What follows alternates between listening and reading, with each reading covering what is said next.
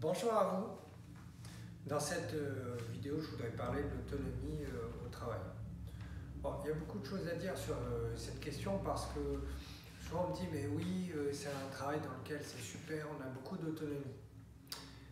C'est vrai, on peut avoir beaucoup d'autonomie, mais on peut aussi être rempli d'une certaine autonomie paradoxale qu'oblige en fait la personne à être en permanence en train de gérer des injonctions contradictoires. Vous avez un jeune ingénieur qui intervient au travail, qui doit travailler par exemple sur la qualité, et qui vient d'être embauché dans une entreprise, qui fonctionne beaucoup en matriciel. Souvent, il peut être mis dans une situation où à la fois on lui demande de travailler sur tel projet au niveau opérationnel, un fonctionnel lui demande de travailler sur tel projet en même temps, les deux sont contradictoires. On lui demande de se déplacer au siège, mais en même temps, il y a la finance qui lui demande de ne pas faire de déplacement, la RH qui lui dit de ne pas faire trop d'heures, et en même temps, son manager qui lui dit d'aider un collègue. Bref, il est pris dans. Il est assez autonome, hein, même parfois il pourrait se dire qu'il ne voit pas assez son manager, mais il est pris dans un bain de paradoxe. Ça, c'est quelque chose de très important. On l'a vu notamment avec le Covid, on a de plus en plus dans les organisations, notamment avec le travail hybride, cette problématique qui est qu'avec l'organisation matricielle, quand on est autonome, on peut être seul face à des injonctions contradictoires. Et encore plus, j'ai envie de dire, quelque part, dans le travail digital, il suffit de voir un agenda. Combien de fois on se retrouve avec des réunions Teams en même temps? Parce qu'il n'y a pas de coordination par le haut.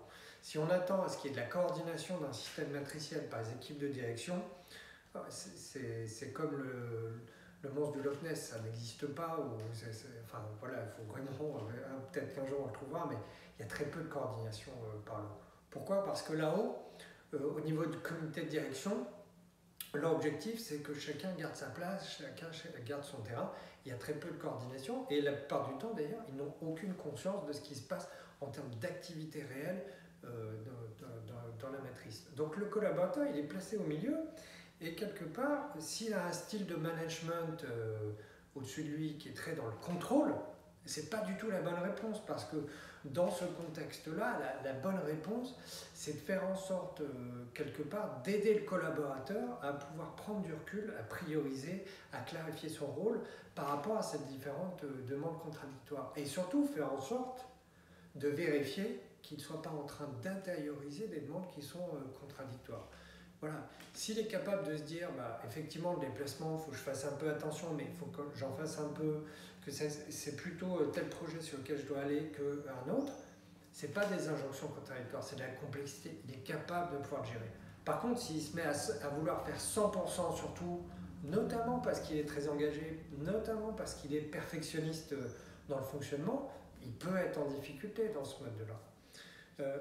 Très clairement, le travail hybride, ça a augmenté ce mécanisme-là, parce que quelque part, ces injonctions contradictoires deviennent un peu transparentes. Il y a moins de réunions, il y avait beaucoup d'informels qui permettaient de réguler ce mécanisme-là. On l'a perdu, voilà, on peut réguler autour de la machine à café, dans le couloir entre deux réunions. Ça mettait quelque part de mettre de l'huile dans les rouages de l'organisation. Donc il faut encore plus expliciter ce mécanisme, il faut encore plus aider les organisations à prendre conscience de comment bien gérer un système matriciel, faire monter en puissance les managers de proximité qui sont essentiels pour la bonne gestion de cette autonomie et faire en sorte qu'il n'y ait pas d'autonomie paradoxale qui se surdéveloppe dans les organisations parce que là je peux vous assurer que c'est une vraie machine pour fabriquer des burn-out. À bientôt, prenez soin de vous.